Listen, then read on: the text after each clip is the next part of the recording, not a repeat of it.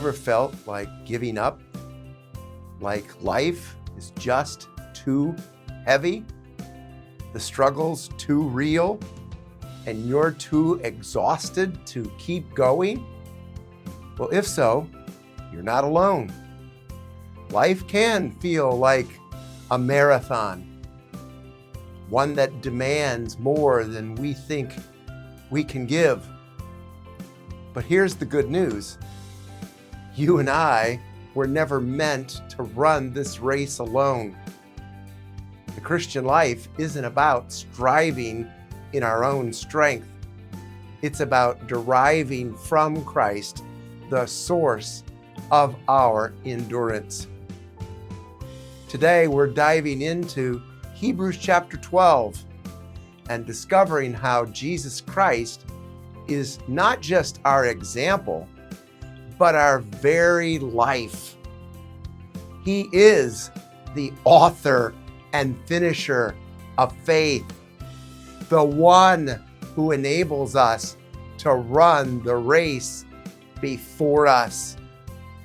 I've titled today's broadcast, Run with Endurance, Breaking Free from Life's Burdens.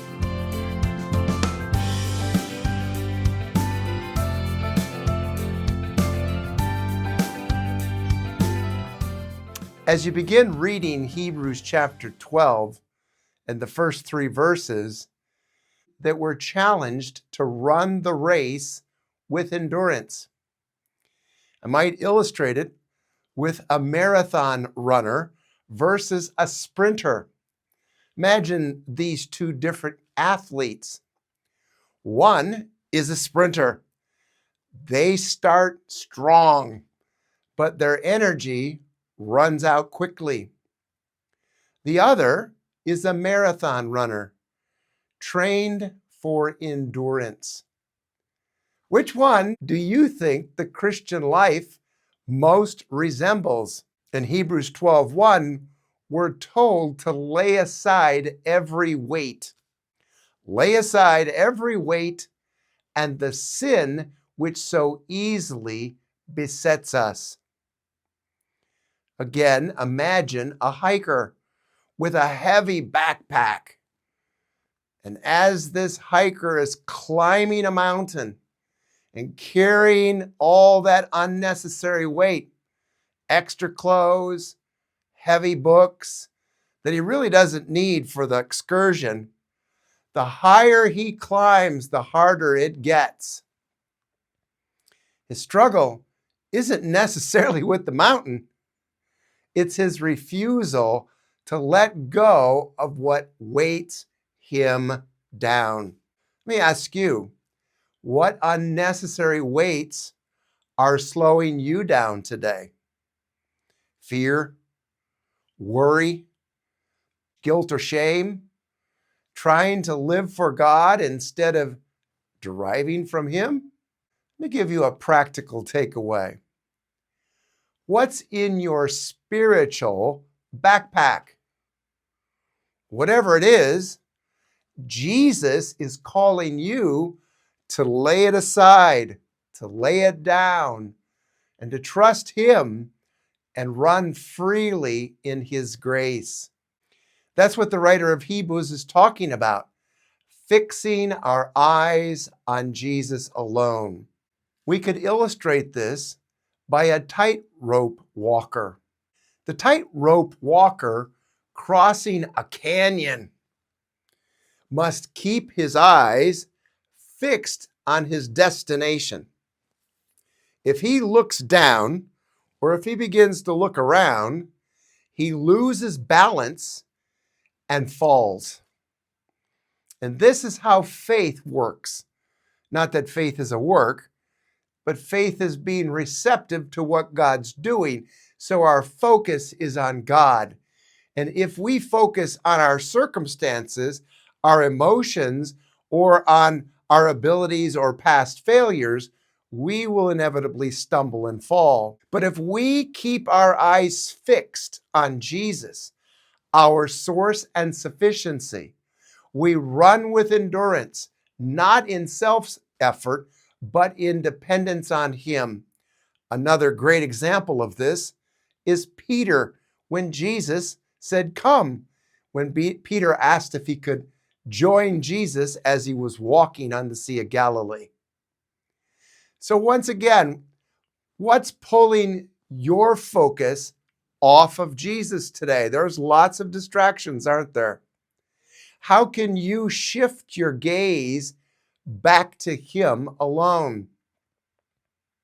Well, that leads me to the second segment of Hebrews chapter 12, which is verses 4 to 11. We read here about God's loving discipline. Think of a coach and the athlete. Picture the athlete training under the coach. The coach makes him run extra laps, practice again and again. And sometimes the athlete wants to quit.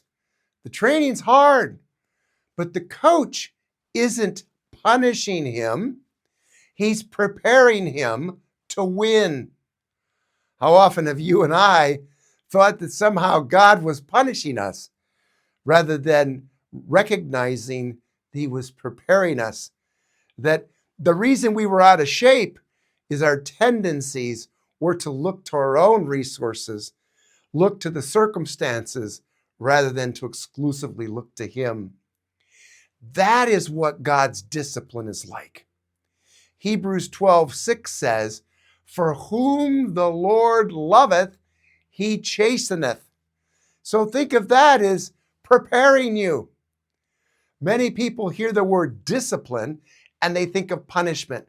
They are not the same. But God's discipline is not about punishment. It's about preparation. He knows what it will take to get you prepared to rely more dependent upon Him as you walk in this world. God is a loving Father who trains His children for endurance. So the next time you find yourself being trained, disciplined by the Lord, instead of asking, "Why is this happening?" ask, "Lord, what are you teaching me through this? What are you preparing me for?" The next segment of this chapter is verses 12 and 13, where we read about the strengthening of the weak that we might move forward.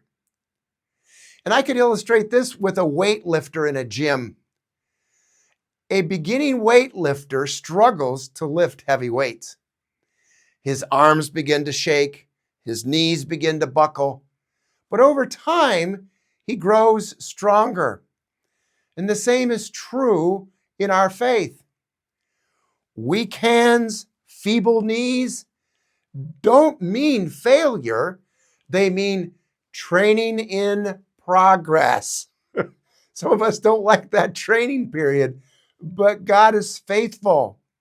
If you feel weak in your faith, that doesn't mean you're failing. It means God is strengthening you for what's ahead.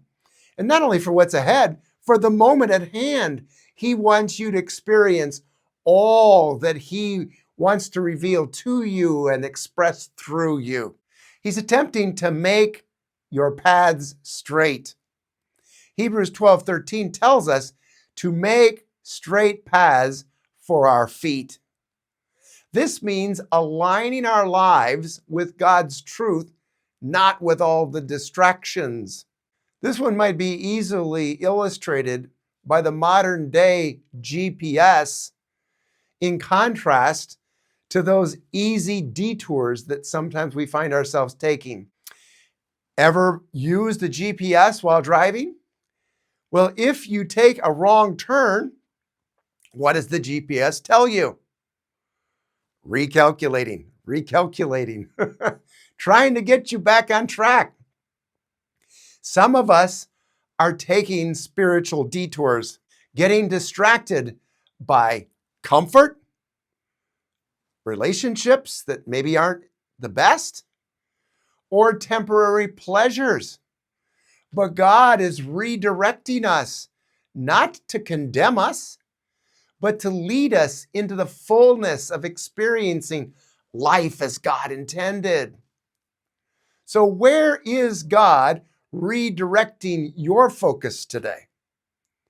And maybe even a more important question is, are you willing to follow his leading? In closing, may I encourage you with the call to endurance in Christ. Here's what we've covered so far today in Hebrews chapter 12. First, that the Christian life isn't a sprint, it's a marathon. Lay aside what weighs you down, fix your eyes on Jesus, embrace God's discipline as training, not punishment, and let God strengthen you so you keep moving forward in him. The goal is not just to finish the race, it's to run it in dependence on Christ. You don't have to strive in your own strength to do so. The one who called you is running the race in and through you. Run well with him. If this message has spoken to you, I'd love to hear your thoughts in the comments below. What kind of marathon are you running currently? What distractions have you found that took you off course? What weight is God asking you to lay down today? And how has he been strengthening your faith in a difficult season of life? Communicate with me. And if this broadcast encouraged you, share it with someone who needs to hear that they are not running this race alone, and it's not a sprint, it's a marathon. We're excited to announce the official release date for the 3-volume set, Life as God Intended. Get your copies now. Until next time, keep deriving your life from Christ, because that's life as God intended.